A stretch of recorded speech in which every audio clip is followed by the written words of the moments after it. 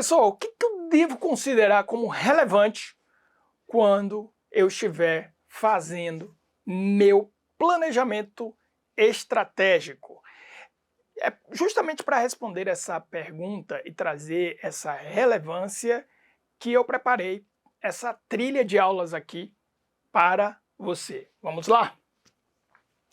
Quando a gente fala de estratégias, é importante entender que o que você tem que pensar, ou seja, quais são as dimensões dentro da sua organização que não podem ser ignoradas. Então, eu preparei aqui uma trilha de 3 aulas para discutir justamente esse elemento com vocês.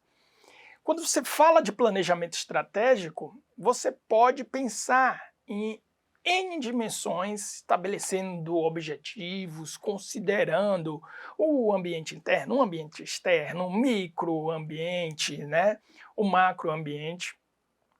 Mas tem 3 elementos que sempre irão se repetir, dado a sua importância para a organização. E o primeiro destes elementos são as pessoas. Então, quando você estiver pensando em estratégias, em estabelecer seus objetivos estratégicos, depois de você ter feito toda a sua análise de cenário e tudo mais, você tem que pensar, eu estou pensando em estratégias para as pessoas?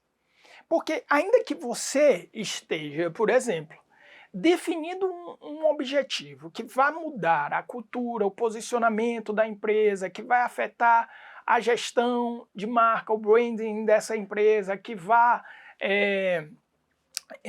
efetivamente afetar a percepção, a experiência que o cliente tem, seja o que for, se quiser mudar a estrutura operacional da sua empresa, o arranjo produtivo, você terá um elemento humano como um fator que irá te ajudar ou te atrapalhar. Então, eu costumo dizer que as pessoas têm a primazia dentro das organizações. Você pode chegar e dizer assim, nossa, professor, essa conversa que você está falando aqui é uma coisa muito castelo cor-de-rosa, muito mundo Disney, porque na prática não é assim. Na prática as empresas só estão preocupadas com dinheiro, só estão preocupadas em fazerem os seus resultados e tudo mais. Mais ou menos. Porque o que eu também não estou querendo dizer é que você vai transformar a sua empresa necessariamente num parque de diversões ou um lugar. Não é isso que eu estou falando de estratégia para as pessoas, não é isso que eu estou falando da primazia das pessoas dentro da organização. Não é esse o ponto. Apesar de já ser comprovado que as empresas que têm um ambiente para as pessoas muito melhor são empresas que alcançam os seus objetivos, seus resultados e se posicionam melhor dentro da organização. Mas a gente precisa entender o porquê disso. O ponto que eu quero trazer é que a organização, ela não existe sem pessoas. Então, aqui é que está o elemento da primazia das pessoas. E esse elemento humano, ele não pode jamais ser ignorado dentro da sua perspectiva estratégica. Então, as organizações são feitas por pessoas. Se a gente for na definição própria de organização, consiste nisso. Pessoas que se reuniram com o mesmo objetivo, que têm um objetivo em comum. Então, ali você tem uma organização, elas comungam de propósito, comungam de valores, comungam de crenças. Então, essa é a própria definição de organização. As organizações, e sua empresa é uma organização, é feita por pessoas. Sem pessoas não existe organização. Então você não pode ignorar estratégias para pessoas. Seria basicamente você ignorar a estratégia para o que forma as organizações. Então não é querendo dizer, vamos construir uma empresa que não está preocupado com seus lucros, que faz de tudo melhor. Não, não é só isso. É porque efetivamente esse é um elemento essencial que constitui a própria organização. E o segundo elemento é a organização é feita para pessoas. Ou seja, você terá ali consumidores, clientes que são pessoas. E aí você pode chegar e dizer para mim, não, professor, não, você está enganado, porque a minha empresa, ela é uma empresa que ela é B2B, então, ou B2Gov, é uma empresa, é um negócio pensado para satisfazer a necessidade de outra empresa, ou a empresa pensado para satisfazer a necessidade do poder público, do Estado, em qualquer que seja a sua esfera. Mesmo que você seja um B2B, ou seja, um negócio para negócios, mesmo que você seja uma empresa os clientes são clientes corporativos, ainda assim você estará satisfazendo anseios de pessoas. Isso é muito importante, eu falo isso muito nos meus treinamentos. Às vezes quando eu estou fazendo treinamentos de vendas, técnicas de vendas, por exemplo, eu digo isso para os vendedores. Eu trabalho vendendo para construtoras. Então, quem é o cliente da sua empresa são construtoras. Por exemplo, você é um fornecedor de material elétrico, hidráulico. Nesse caso, você pensa, não é uma pessoa que é o meu cliente, mas aquele comprador que está ali e que toma a decisão, o gestor que toma a decisão, o gestor que considera se vai mudar de fornecedor ou não, o gestor que vai negociar com você o preço, é uma pessoa. Ainda que você tenha uma dimensão de automatização, de sistemas para fazer levantamentos, processos de licitação, mesmo dentro da dimensão privada, você tem níveis de relacionamentos humanos que são importantíssimos.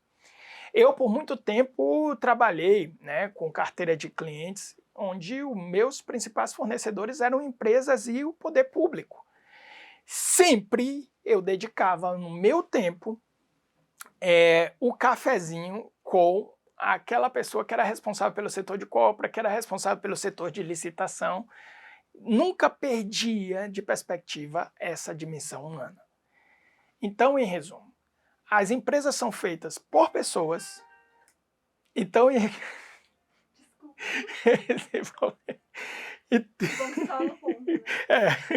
Estou bem no corte. Então, em resumo, as empresas são feitas por pessoas e para pessoas. Quando nós falamos da dimensão estratégica, tenho insistido muito isso, vem o elemento da centralidade do cliente como um fator estratégico fundamental para a sua empresa no novo mercado. Quando a gente fala de centralidade do cliente, segundo especialistas, a especialista Jane Bliss costuma dizer isso, nós estamos falando de uma empresa que melhora a vida do cliente e do colaborador. Veja, a própria definição da mentalidade, da centralidade do cliente, de ter e desenvolver essa cultura, põe o foco da empresa desenvolver estratégias para as pessoas, seus colaboradores, seus clientes. Clientes estarão satisfeitos, estarão associados à comunidade representado pelo grupo de fãs daquela empresa, desde que eles experimentem uma cultura organizacional que é transbordada pelos colaboradores. Então, por exemplo, é impossível você falar de centralidade do cliente sem que os seus colaboradores de fato amem trabalhar na empresa onde ele trabalha. Isso é uma coisa incompatível.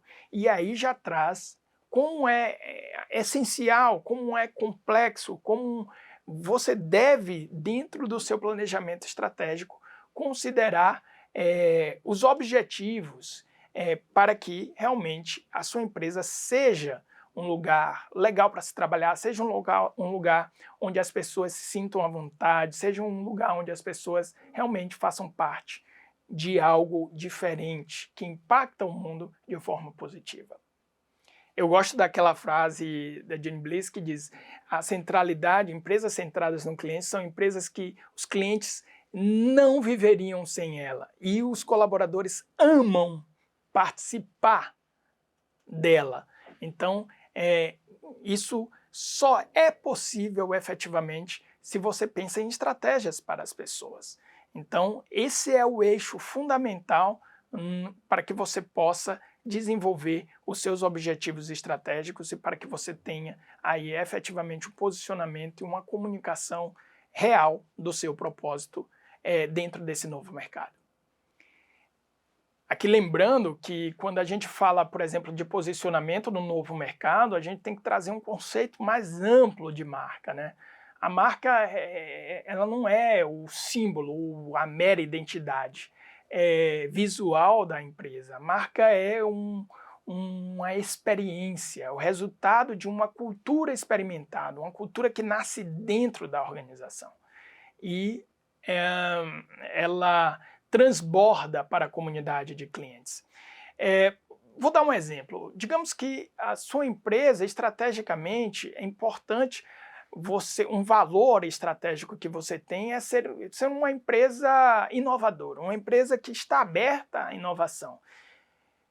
Isso não será possível ou percebido de forma autêntica, real, duradoura, sustentável pelo seu cliente se dentro da sua organização você não tem estruturas flexíveis, você não tem uma abertura para que os colaboradores eles tragam uma contribuição, eles tragam o seu posicionamento de forma livre, sem medo de receber nenhum tipo de julgamento negativo ou pensar que ele está contra.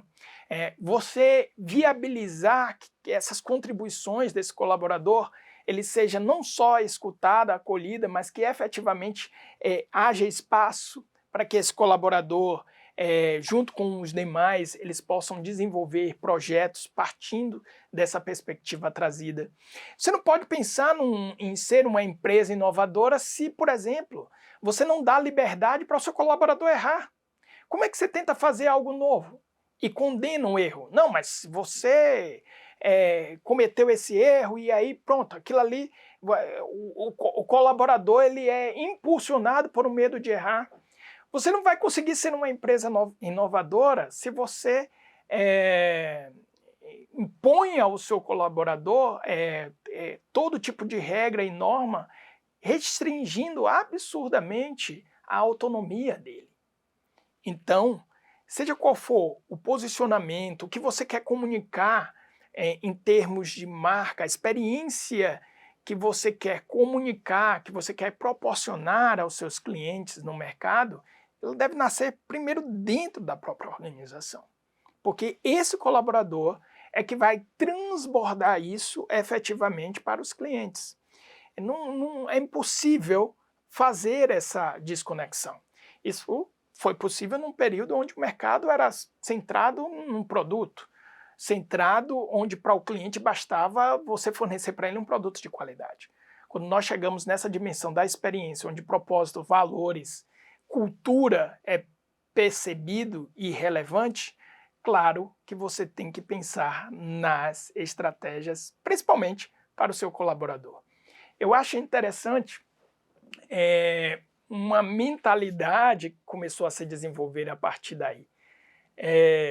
Agora não vou lembrar o autor, mas eu lembro bem do título do livro que diz que o colaborador primeiro, o cliente segundo. Porque na época que eu li esse livro, se falava muito, o cliente é o rei, o cliente primeiro, o cliente isso, o cliente aquilo, e esse autor surpreendeu a todos dizendo, se você quer atender bem o seu cliente, você tem que priorizar o seu colaborador.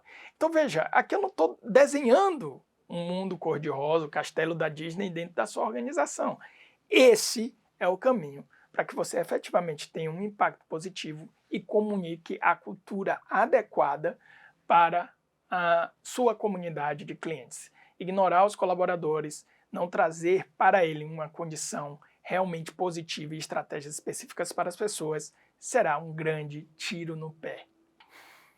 Por isso que, pensando nessa questão da estratégia para as pessoas, eu estou propondo aqui para vocês um modelo, né, que é bem conhecido, chamado ESG. Esse modelo seria uma forma interessante de você estruturar de forma mais clara essas estratégias para as pessoas. Então, o modelo ESG primeiro vem trazendo aí o aspecto ambiental, depois o aspecto social e, por fim, a dimensão da governança.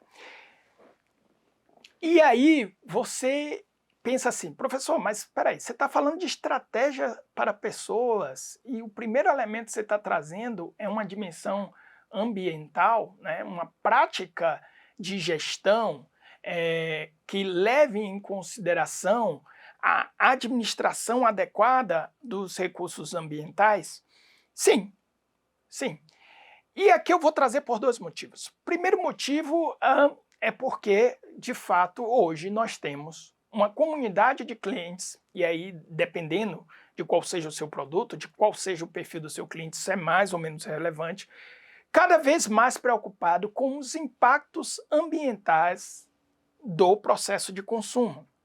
Então, qual o impacto ambiental que o meu consumo gera em termos de esgotamento de recursos naturais, utilização de recursos hídricos, energia, geração de poluentes? Então, hoje você tem sim um grupo de consumidores, na minha visão ainda pouco em relação à grande maioria, mas cada vez maior, de consumidores preocupados com esse elemento.